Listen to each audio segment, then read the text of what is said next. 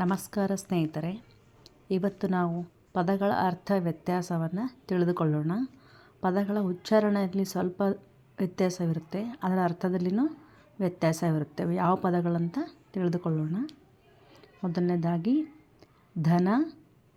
ಧನ ಧನ ಅಂದರೆ ಹಣ.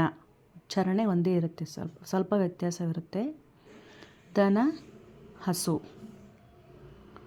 ಎರಡನೇದ್ದು ಕೊಳ, ಕೋಳ. ಕೊಳ ಅಂದರೆ ಸರೋವರ, ಕೋಳ ಬೇಡಿ. ಬಾನು, ಭಾನು. ಬಾನು ಅರ್ಥ ಏನು? ಆಕಾಶ.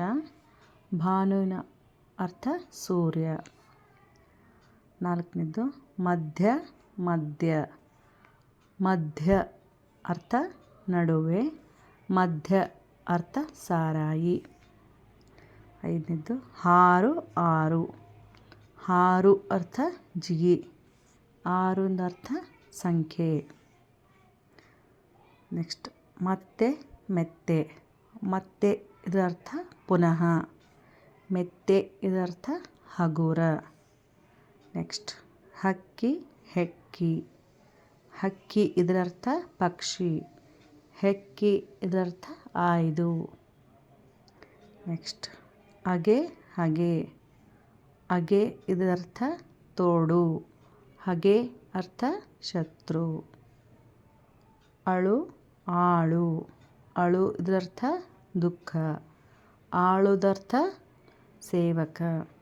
ನೆಕ್ಸ್ಟ್ ಅನಲ, ಅನಿಲ. ಅನಲ ಅಂದರೆ ಬೆಂಕಿ, ಅನಿಲ ಇದರರ್ಥ ಗಾಳಿ. ನೋಡಿದ್ರಲ್ಲ ವೀಕ್ಷಕರೇ ಪದಗಳ ಅರ್ಥ ವ್ಯತ್ಯಾಸ.